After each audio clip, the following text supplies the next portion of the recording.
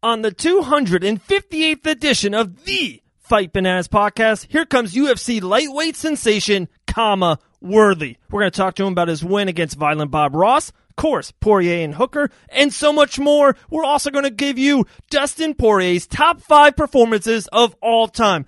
Buckle up and get ready for the Fight Bananas podcast.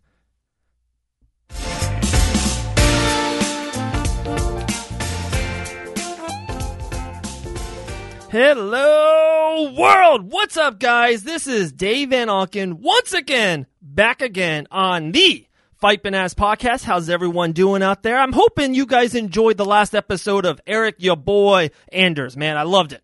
I loved just how real he was and his time to get back in the cage and so much more. Just a star. Gosh, and I'm telling you, he's must-see TV. Also must-see TV. It's so great that they're both on the same week as our guy, Khama Death Star Worthy. He's just becoming one of our favorites here in Fight Bananas. We had him on around 5 weeks ago during the quarantine. He's about to get matched up. He told us that off air, and got matched up with VBR, Violent Bob Ross, Luis Pena. So what a great matchup. Came in as another big underdog. If you listen to our brother podcast, Inside the Distance, they threw some cash on the Death Star. They made money. It's what we do here at Fight Bananas, making money, churning content. And Khama with 2 in a row wins in the octagon, 2 in a row finishes inside the octagon, just becoming one of these must-see fighters. It doesn't matter. Co-main event, prelims, main card, does not matter. Khama Worthy's on the card. We are watching. But we told you guys, Khama's about to come in. But before he does, we're going to give you the top 5 performances of Dustin Poirier's UFC career. Top 5 Fight Bananas list. You guys love it. We're back once again. And after Dustin Poirier's amazing performance against Dan Hooker this past weekend, let's do a top 5 list of Dustin the Diamond Poirier's performances of all time. You ready? Let's go. Number 5. Diego Fiera, maybe a little sleeper, maybe you guys weren't remembering this, happened around 2015, Fairfax, Virginia, early in the card. It was on the prelims. Fiera, we know how good he is now, 17-2, top 10 lightweight. But that night, Dustin the Diamond does what he always does, first round TKO, gets the job done, looked clean. To me, it was the start of the Diamond. It was a really great fight for him. That's number 5 of his best performances, Diego Fiera. Number 4, Eddie Alvarez. Main event, it was the second time they fought. The first time, remember, it was a legal knee. This is number 2. This happened in July of 2018 on Fox. What an amazing show. Dustin Diamond finishes Alvarez with a second round TKO. It's what he does, guys, right there. Number 4 versus Eddie Alvarez. Number 3, maybe one of my personal favorites, Justin Gaethje. This is another one now. You think back, Justin Gaethje is maybe pound for pound one of the best fighters in the world. Now the interim lightweight champion. This is when he defeated them early in 2018 as well. 4th round TKO. Just a war. An absolute great fight. Poirier versus Gaethje. We might see that again soon. So hopefully we might add that to the list here. We might have to do a top 6. But number 2, this past weekend against Dan Hooker. What an unbelievable show. One of my favorite fights of all time. Absolutely loved it. What a great performance. A lot of people had him losing round 1 and round 2. So he had to win round 3, 4, and 5. That's what the Diamond did. A great show. Everything after the fight, the communication, just loved it. Lightweight main event. Poirier puts it all on the line. One of the best performances of his career right there versus Dan Hooker. What's number 1? Dustin the Diamond Poirier's greatest performance ever. UFC 236 against Max Holloway. This was Holloway versus Poirier 2. This was for the interim lightweight championship. I loved it because it was paid in full. Max came in, an amazing win streak, the favorite in this fight, but the Diamond put on one of the performances of a lifetime, one of the best fights ever, one of the best main events ever. Definitely, to me, Diamond's best performance of all time. Defeated Max Holloway not once, but twice. So there you go. Top 5 performances of Dustin the Diamond Poirier's career. 5, Fiera. 4, it was Alvarez. 3, Gaethje. 2, Hooker. And number 1, when he defeated Max Holloway again. There you go, guys. The top 5 list here at Fight Bananas.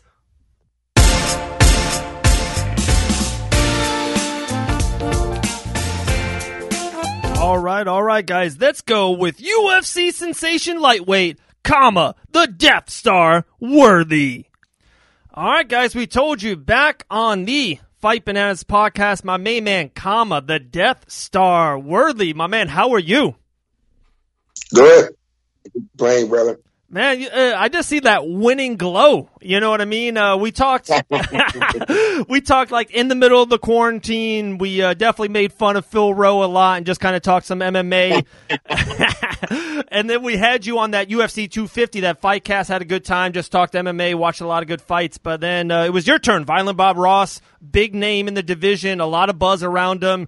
You were an underdog going into that fight, and I just loved it. For one, we'll get into the details of the fight, something I do want to hit on too. If you check out my main man's Instagram page, the Death Star _1, you said it was a C+ performance. But before we get into that, afterwards, you're like, no more effing underdog. I love that about you. So let's just take it there, and then we'll go back to the fight. Yeah, I mean, I'm cool with the underdog. I'm like, yo, I'll take the underdog stuff because my friends keep making money and shit. I keep making my man. Telling everybody, I'm like, yo, I told my brother, I'm like, yo, bet like $2,000, dude. I'm like, I'm gonna win this fight. Like, you know what I mean? Like, it's gonna take a lot to beat me in this fight. And I mean, of course, you can lose every fight, but I had a real big will that I thought I was gonna win this fight. And sure enough, I went out there and did exactly what I wanted to do. Right, and you know that we a couple people were watching that night when we were doing the fight cast. We have that betting podcast here on Fight Bananas, and they threw some money on you. They were like, you were their biggest favorite underdog of the whole night. So you made a Fight Bananas community some money too. So we just got to keep paying it back. You know what I mean? We got to get you going. Sweet. Okay, so let's get into. You said your performance you thought was a C+. I thought it was a little bit better than that. I thought to be honest, you're being a little harder on yourself. But what did you see that maybe we didn't? And how do you think you are going to improve on your next fight? The transitions from the side control, I was just worried about his darts. I was too overly worried about his darts because he has a good darts. I got caught with a darts like a week and a half before my fight, and they were showing me the proper defense for it, and different stuff I was doing wrong, and it just irritated me. And I think I was overthinking about it, and I kind of like he got the side control. I didn't go for underhooks because I was like, if I go for underhooks, I start to like bridge up into him and try to stand up. He's going to put the darts on. And then before I know it, he was in fucking mount. I'm like, oh shit. And then I'm like, all right, let me do this. And then I'm worrying about something as I'm going to go push his knee. I'm like, oh, well, if he goes to darts this way, then he's on my back. And I was too relaxed with him on my back. So just little stuff like that, stuff that I know I'm better than that. And like, I just need to make sure I actually like let them just go into play and not overthink my opponent. Right. It's such a funny story. Same thing there. Years ago, 5-10 years ago, I had to, on a Friday, my boss let me know, said, hey, you got to fire one of your co-employees on Monday morning. I was like, what? So all weekend long, man, I couldn't sleep. I was in misery. I was like just overthinking it. I was like, I got to let this person go Monday morning. Oh my goodness. I'm telling you, it was the worst weekend ever. But then Monday morning comes around. This employee comes in. I go, hey, my boss said, the boss has said, I got to let you go. He goes, oh, okay. Oh, good. That's good. I want to do different things too. I'm like, what? I overthink. Right. You like to ruin my weekend. Exactly. Right. And that's the thing about fighting. You can't think about, like, you can't overthink someone else. If you're in there worrying about the guy that's going to get the takedown, he's going to get the takedown. Right. You know what I mean? Like, you got to fight. You can't overthink it. And I know that. I've experienced that multiple times before. So I know how that feels. So I was kind of disappointed in myself for having a mental hiccup in that part. Right. And you've been around the block a couple times. So, for you to say that, it's a lot of respect to you. Another thing about a ton of respect to you, Worthy, is I've been to so many fights. We talked to so many of you guys. I love the picture after the fight with you and VBR. It's like, at the end of the day, it's a sport. You don't see basketball people at the end of the day, hating on each other and all that stuff. So I loved it. How, were you, talk about that, how much respect that you guys have for each other. Oh yeah. I don't disrespect any, it's kind of hard. Like, I guess the difference between our sport is like basketball, they just beat you in the sport. We beat you in the sport, but I really fucking beat you in the sport. You know what I mean? I'm like, yeah, motherfucker. And I'm always super cool. And I know some people don't like it. They're like, get the fuck away from me. I'm like, hey, what's up, man? Yeah. But I'm like that, like with people even after they beat me, because it's, again, that's how you have to deal with it. You deal with it, let it go in the cage and deal with the process. And But I mean, like, he was super cool way before him, and he was super cool during the leading up to the fight, and he was super cool after the fight. So we kept running to each other at the airport and shit, like, over and over again. So it was cool, man. Like, he's a cool cat. Nothing bad at all to say. It's weird because this is like I say this in the interview I already did today. Like, it's like my second fight in the UFC, and I don't even like to share the pictures of me hitting them and stuff because they're cool dudes. I'm like first was my boy Devontae, and now it's this guy. Like, I don't even want to share it all like that because they're cool. I don't want to say no shit like, yeah, bringing the pain. I'm like, nah, man, that's cool. We'll keep it basic. Right. No, I love that, man. And another thing you said on the Instagram too that I really took notice was you're talking about your striking ability. And for one, I totally agree with you. I would love your take on a couple other strikers in the UFC that are close to your level or on your level, or someone you're like, oh, I still take a little bit piece of that. And who are a couple other strikers in the game that you really look up to? I wouldn't say I look up to them. I ain't looking up to them motherfuckers. But like guys that I think have very similar styles. Israel Adesanya is definitely one of them. Definitely Anderson Silva, younger Anderson Silva. Now he's a little bit older, so he can't really do the stuff, the twitch reflexes. Everyone's kind of catching up to it. Right. Let me see. How about Dustin, who was that main event was one of the best main events in a minute, him versus Hooker. Do you like the Diamonds stand-up? It's good, but it's not my style. Me and him, we don't strike the same at all. We don't like his style. I mean, he's a fun style, right? But it's not like my style is more of so maybe like a Conor McGregor style a little bit. Like, I mean, like not even as much. Conor McGregor relies on, not saying he relies on power, but Conor McGregor does. He relies, like he tells you when he hits you in my right leg, he knows he relies on power. He relies, like, only person I can really fully say would be Israel Adesanya, and maybe a little bit a little bit of Max Holloway too. Like, okay. Masvidal as well. Me and my coach actually, we watched Masvidal from years ago, and we would like steal certain things that he did because we liked the way he did. We think we could implement it on our style. And then there's of course my Wonder Boy too. Like, I'm not as traditional martial arts, but my head coach is a big point sparring guy. He did point sparring forever. Right. So we put a lot of stuff that I do. It's not to break you. It's just to keep touching you. So we take a little bit from Wonder Boy. I really like, that's really it. Like, I did for this fight, I did steal a couple of things from Tyron Woodley. Okay. It's that double, he throws a double shuffle. He closes range like you watch him versus Robbie Lawler, the way he closed that range, that southpaw range. Cause I knew I was gonna have to do that. The guy was a southpaw, so like I don't really throw overhand rights all like that because I'm the taller guy. I'm just no need. The faster way to destination is a straight line. Right. But for this fight, I was throwing a lot more overhand right, so we took a lot of stuff from Tyron Woodley and we stole some stuff from him and stuff. But I normally don't really punch like Tyron Woodley. But a lot of guys that train under guys like Henry Hoof, like his type of guys, like, you know what I mean. But mostly, I would just say it probably would just be Israel, Max Holloway, and Wonder Boy. Like, those are the guys I would say have like my style and my fight IQ approach to fighting. Right. Those are good ones, my man. Those are good ones. You know what we got to do? After this, we got to set up a conversation with you and Dean Thomas. I think you guys would talk for 3 hours, and you guys would just go back and forth. You mentioned up Woodley, and I thought of Dean Thomas right away, man. He's the best. We actually talked to him last week, I think right before the show, and yeah, he was excited. Okay, like we did mention, so after the show now, because with all the whole COVID, they send you guys back to the hotel, right? So did you watch Poirier and Hooker in your room? Yeah. We went back to my room. My manager, he had been out there for 3 weeks. He had a whole bunch of guys, and he had like a little house. He had a house that he was doing Airbnb. So he gave guys to come over. Like, you want to go out and get the COVID, come out. So we were at, and like I'm just trying to soak in stuff. I'm getting literally like, I think I got like 1,000 text messages that just on, and I'm just like, I'm trying to respond to people in the right way. This, I'm getting back. Like I'm like, today I'm just now starting to get back to all my messages. But so yeah, I was sorry. We were down the base. We're down in the the time we get to ride, the hooker and fight is getting towards the end, and then like every time I turn on, like there's someone's nose was twisted this way, and I'm like, good Jesus, what the fuck, man? My favorite fight that night had to be my man Maurice. Maurice Green is cool as fuck. Right.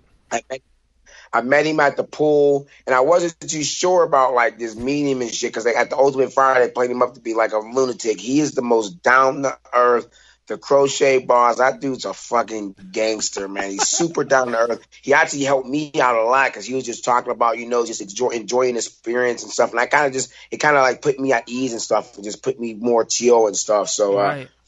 he was super super cool, and I was really happy to see him to get his win because he was talking to me about his kid. Like we both got families. We're talking about he's trying to move and stuff. So to see him go out there and get the win and like double his money and shit, so he can make us move and stuff. I was super happy. I didn't get to see him after the fight. It sucked because I'm like, I know Maurice is partying. We gotta get Maurice a party.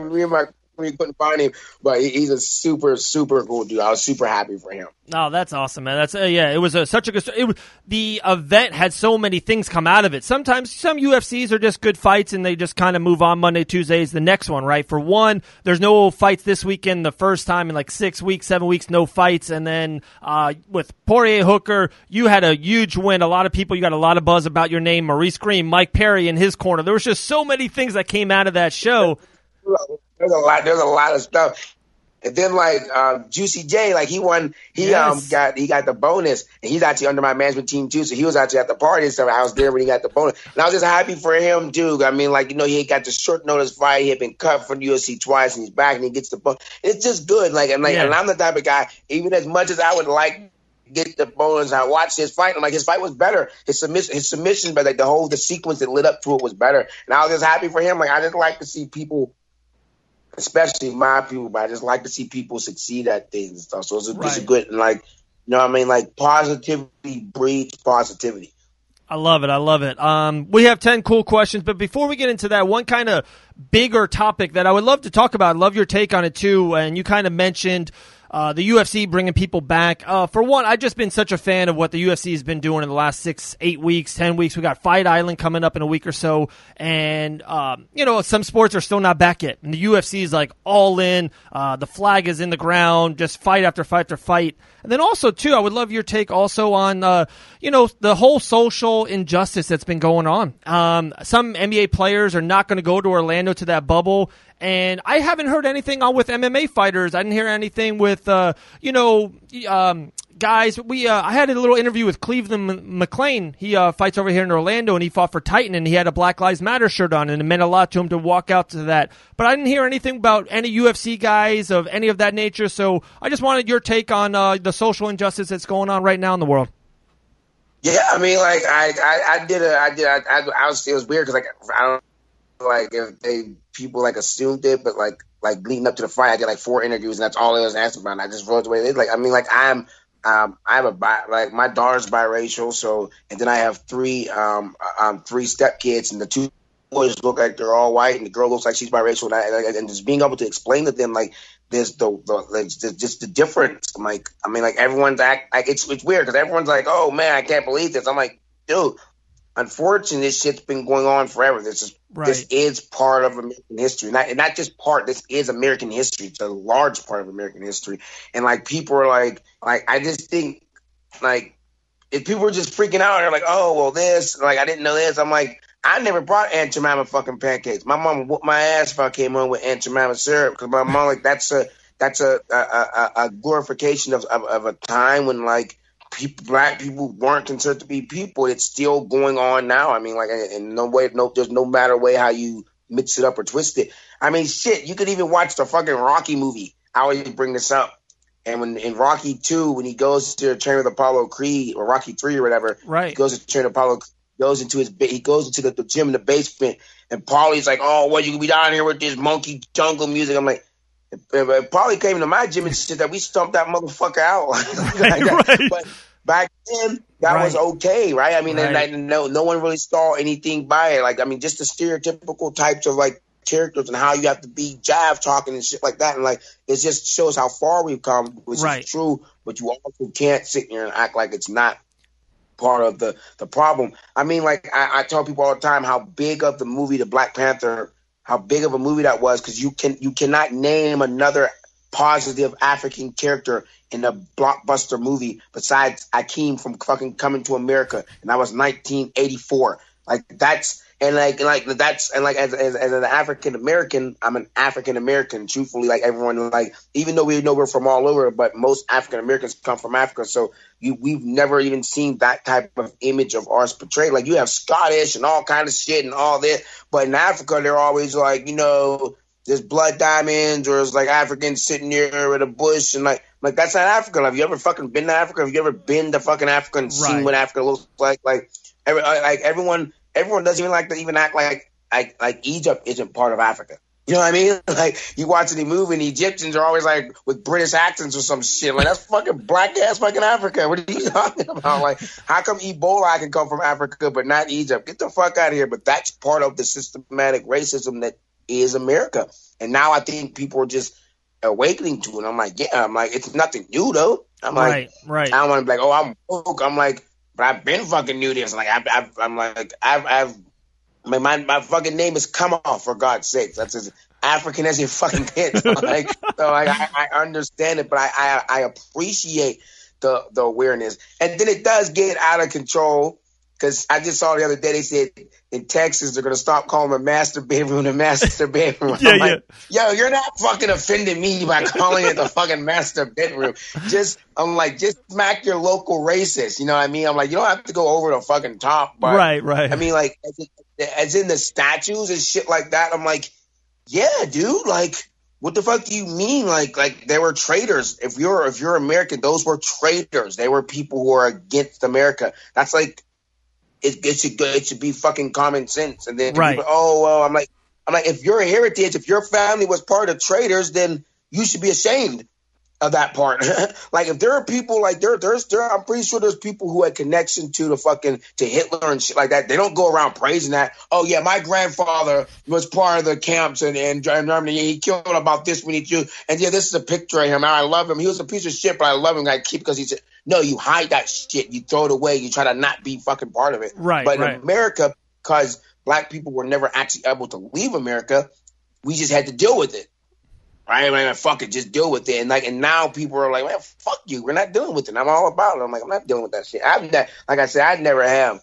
So and now, like to me, it's just like everyone just thinking like me now. I've always thought, like, I'm not dealing with it at all. And I've had some really good conversations with white people, black people, Spanish, don't matter, right? And the thing that I keep on saying too, and it'd be funny, I'm telling you, check out my the Facebook page. My 3-year-old son, his favorite outfit is the Black Panther outfit. We're big Avenger people at the house, you know that, and he wears he wears Black Panther outfit 2 times a week. You know what I mean? And it's awesome, and man. Right, and I love it. And people don't I explain, like I have all friends from all over Facebook. Like I have a whole bunch of my friends. Those are I grew up in the suburban areas. So I try to explain to them. I'm like, listen, you don't get it. It just never had to cross your brain. It's just like a female, like how females may feel unsafe at some time. I don't feel unsafe at night because I wish a motherfucker would try to kidnap me. Like, you're fucking right. Like that never even has to develop a process in my brain. Females have to think that, like they think that, and guys don't understand that feeling because it's just not a problem for us. And I try to explain that to my white friends. I'm like, listen, growing up, you could be any superhero. Growing up, I would always have to be Black Batman. Like I'm not fucking Batman. You're fucking Black Batman, and you're Black Spider-Man, and now it's just changing. So it's changing how they perceive themselves. It's changing how and like you said, and for white kids, they're like, oh, I want to be that guy because kids don't really see color in the first place. They just want to be superheroes, exactly. But. And as a young kid, I remember I wanted to be a superhero. Like you were always told, like, oh well, okay, you're Black Spider-Man. Like, but you're like, who am I? You're Spider-Man. Well, you technically you're Black Spider-Man. But now I think that it's just changing. I mean, it's the same way for women with superheroes as well. I mean, just being able to not just be like even in the cartoons, not just be the princess. But like to be like them, like Moanas or Brave or stuff like that, like or Princess and the Frog, like they're different type of princesses, and it just gives girls a different perspective of how to perceive themselves, and I love it. Like that's a good thing. That's a progression, not just for the black race, but for the human race. It's a progression for that. So anyone that's resisting that, I'm like, it's kind of like how people want to keep like not deal with natural energy or anything like that. I'm like, the world's changing. Like Right. you gotta fucking change. You sound like the guy who only wanted to ride a horse for the rest of the time. Motherfucker, we got a car. Yeah. Like or the guy that invented the airplane. You're like, yo, fuck that guy. He's trying to put he's just progressing. Like the world is progressing. Progress with it. Like especially in social injustice. I'm sorry, I could talk forever. Oh no, all good, my man, all good. And I one thing you said there I just loved, and I've been the screaming it on the rooftop kind of a thing. Yeah, kids, right? That's my job. I'm a father of 4, right? And they're not born racist. Like they have to be taught that. So like my kids, like I want my kid. I'm not making to be Black Panther. He wants to be Black Panther. He doesn't want to be Superman. He doesn't want to look like Clark Kent. He wants to be Black Panther. And I love that. And we're just going to. I think it's just going to take that 1 or 2 more generations of just the good is good and right is right. Like it's unbelievable some of the things, but like I said, we can go on and on. We got 10. We got 10 fun questions for you. First thing that pops in your head, we'll run with it, and we'll take it from there. And then at the end, we'll let you drop any kind of information, sponsors, all that. All right, my man. All right, brother. All right, here we go. First one is what's the show that you can binge over and over again? Lost. I haven't done it in a while, but Lost changed the way I look at life. Lost changed the way I look at life. That changed everything, my perception of how I see my life as. Because I think the whole show is about learning how to deal with death and how to understand like losing things. Like understanding that losing things is part of existing. Right. If you're going to exist, you have to lose things. And that's what Lost taught me as a human. Wow.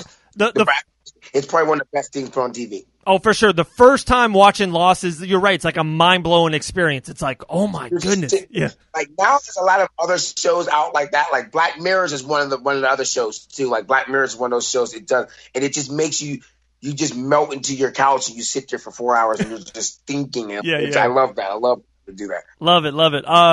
What's your favorite sports team? I don't really watch a whole bunch of sports. But I would have to say the Pittsburgh Steelers. Actually, no, I'm a big LeBron James fan, so I'm gonna go with the Lakers. There LeBron's you go. Like a fucking dude. He's like to me like LeBron is one of the people I hope to meet. I'm like almost famous enough now. I might be able to get a meet and greet with LeBron. So, but yeah, LeBron. I like him as a human being and as an athlete. And of course, he's just a freak of nature. But I guess as a human being, he's even more than that. There you go, King James. Did you pick up a quarantine snack? Nah, I was fucking cutting weight. I was fucking lost weight over quarantine. Everybody else was eating ice cream and shit. I didn't drink any alcohol. I really did anything because I was training the whole fucking quarantine. Right. Who's the most interesting person you've ever talked to? My mom. Okay. My mom's a very different, unique individual. Definitely my mom. Love it. Who would play you in a movie about you? Childish Gambino. That's my man. I love Childish Gambino. So, and if I was if I didn't fight and I did other arts and stuff, I would be Childish Gambino. Childish Gambino is like my opposite side of the world, like double. Yeah. So Childish, if you hear this, definitely. Or my girl's over here, she's talking about Idris Elba. That's because she likes him and she thinks he's hot, so she wants him to fucking play me. Yeah, he's like fucking twice my age and shit, even though I am a big Idris Elba fan. Right. He's the man. Definitely Gambino. Gambino's your doppelganger. I love it. What's your favorite app? I like app? Yeah, like on your phone. What's your go-to app? You wake up in the morning, you click this. Probably Instagram. I try not to do that because I try to think about the times But before I had apps and stuff, what I used to do in the morning. So I try not to wake up and instantly go to my app, but probably would be Instagram. Okay. Probably Instagram, yeah. In their prime, one match, 12 rounds, who wins, Mike Tyson or Muhammad Ali? Muhammad Ali. Ooh. I already said that. Like, it's a thinker's game. For sure. For sure. And you got your girl next to you, so if you don't want to answer, I got you. But who's your first celebrity crush? Fuck that. She knows it. Halle Berry's my first celebrity crush. I said that at an interview at the end of my UFC fight. I was like, fuck this no fan shit. I want Halle Berry to be there. Halle Berry was my first celebrity crush. She was on that movie, The Queen, the Alex Haley's Queen show. That's when I really started to look at women like, oh, what is that feeling? Halle Berry. So Halle Berry, if you're listening, your next UFC fight, come take a picture with your boy. First crush. I follow you on Instagram and anything. You're awesome. Even she's in her 50s and shit now. Banging. Halle Berry's a shit. First class. First class. There we go. Last question for you. Dead or alive, a 3-person dinner. You had to pick 2 people. Who would they be? Fictional or real characters? Either one. It's your dinner. Okay, so I would probably sit down with Darth Vader and I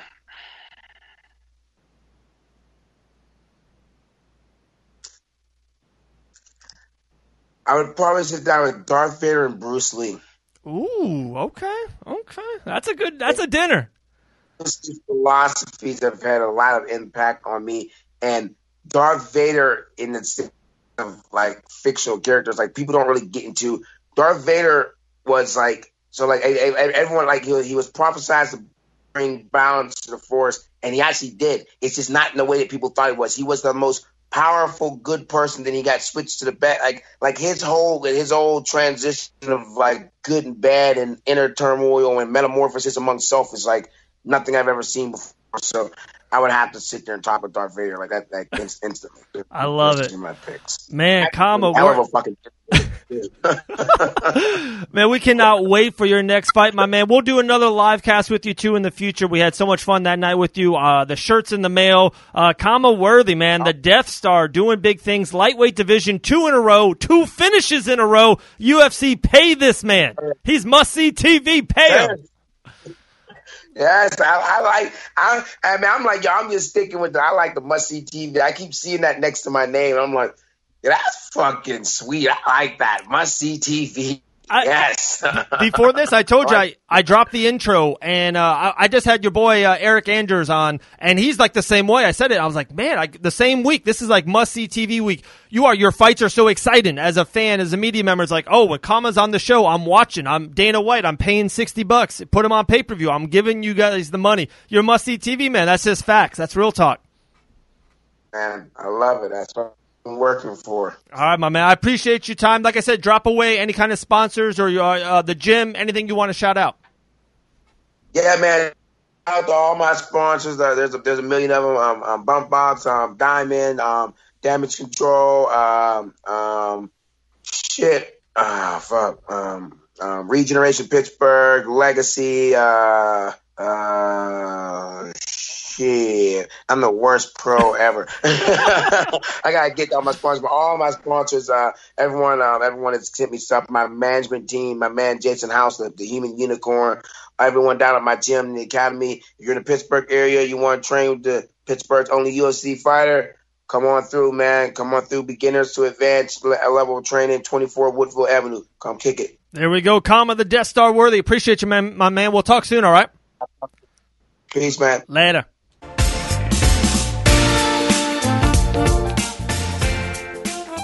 It does not get that much better than that. That's Khama Worthy, guys. Lightweight sensation. You heard him. We said it before, but he is must-see TV. Dana White, pay the man. It is what it is. You got to pay the man.